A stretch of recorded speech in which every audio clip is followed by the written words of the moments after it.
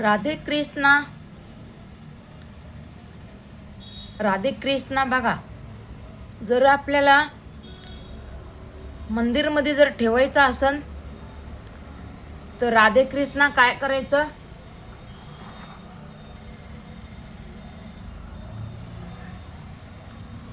राधे कृष्णा आपल्याला जर मंदिरमध्ये पाहिजे असला ना, किंवा तुम्हाला कोणता दुसरा देव जर आवडत असला ना, तर काय करायचं बघा, आपण राधे कृष्णा किंवा अजून दुसरा आपल्याला आपल्या पसंतचा कोणता देव असतो, तुम्हाला कोणता पण देव पसंतीचा आसन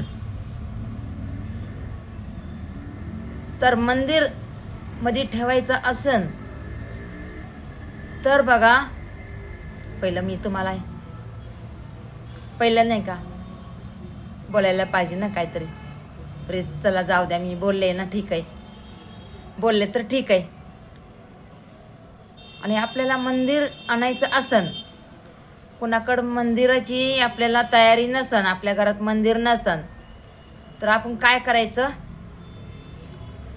भले एक थाळीमध्ये तांदूळ घ्यायचे, हळद घ्यायची, कुंकू घ्यायचं, दिवा घ्यायचा आणि फूल घ्यायचे. आता आपल्याकडे फूल नाही, तर लांब आहे, आपलं मार्केट लांब आहे, म्हणून आपल्याला फूल नाही आहे.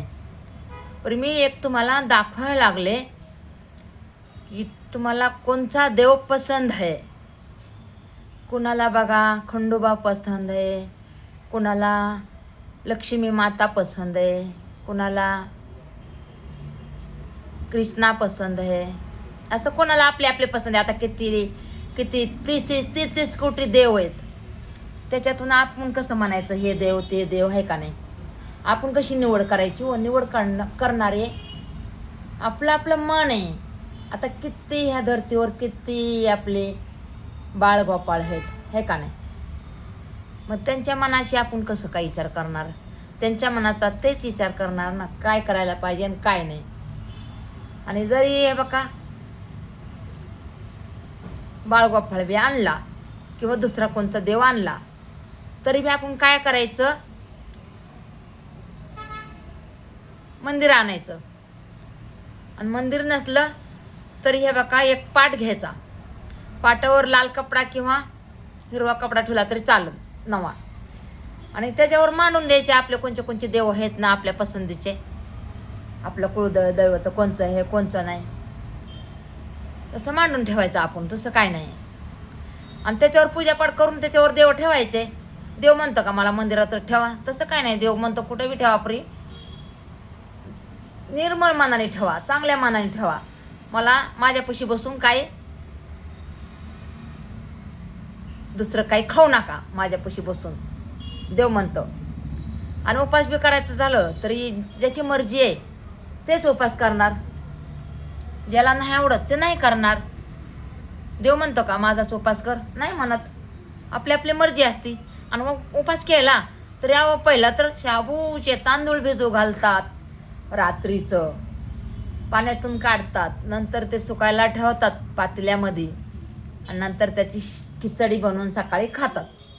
पण खिचडी नाही खायची, खिचडी नाही खायची हो, खिचडी नाही खायची. काय खायचं बघा, आपण मेन काय खायला पाहिजे, आपण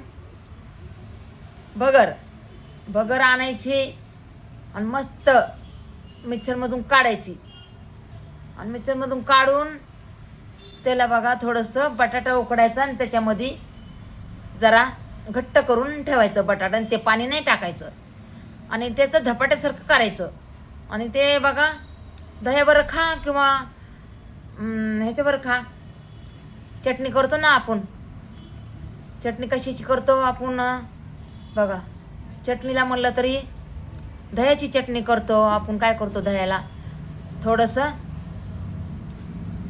हिरवी मिरची 2 घेतो आणि त्याला जरा थोडीशी फोडणी दिली आणि करतो. फोडणी लसणाची नाही द्यायची ना जिऱ्याची नाही द्यायची, फोडणी अशीच द्यायची. कात्र उपास असतो ना आपल्याला, आणि त्याच्याबरोबर ती खायची की नाही तर दह्याबरोबर खायची त्याची भाकर. अहो किती छान लागते या, लय भारी लागते, लय भारी लागते हो. खरंच खाऊन बघा की तुम्ही. मग तुम्ही म्हणता खरंच. आणि बघ, आपल्याकडे ताकद असली ना, चांदीचा देव ठेवायचा बरं का. एक तरी आपल्या मंदिरमध्ये चांदीचा देव ठेवायचा. अहो बघा ना, किती भरभरून लक्ष्मी धावा घेते हो. परी आता कोण कोणाला बोलणार हो. आपली आपली मर्जी असते, आपली आपली ताकद असते, आहे का नाही. चला मग, किती मिनिटाचं झालंय ते पण माहीत नाही मला. चला, कितीचा बी असू द्या.